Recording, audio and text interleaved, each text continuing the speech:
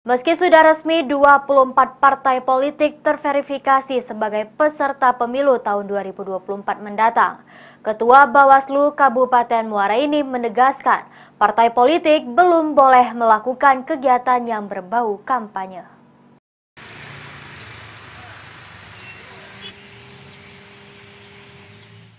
Sudah ada 24 partai politik yang lulus verifikasi dan menjadi peserta pemilu tahun 2024 mendatang.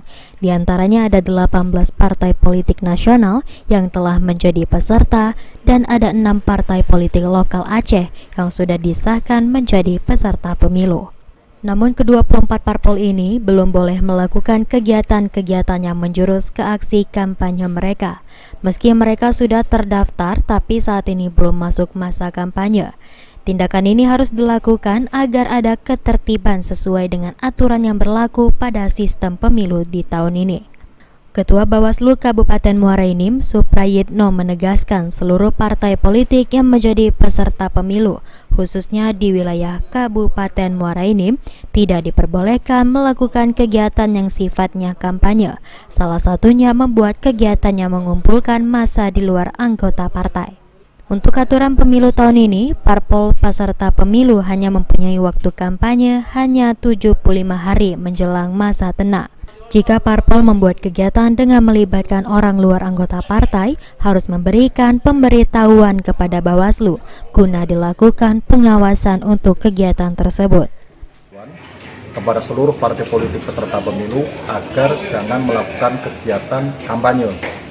Yang boleh dilakukan saat ini barulah kegiatan sosialisasi. Itu sudah himbauan kami kirim ke masing-masing partai politik.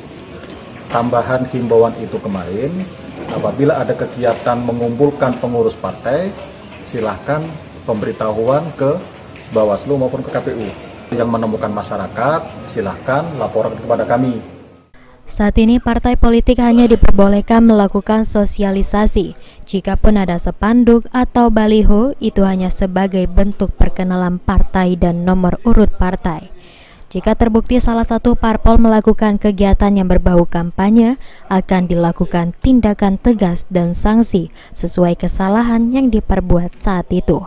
Dan jika masyarakat yang mengetahui adanya kegiatan syarat kampanye boleh melaporkan ke pihak Bawaslu terdekat. Mardiansyah, PAL TV.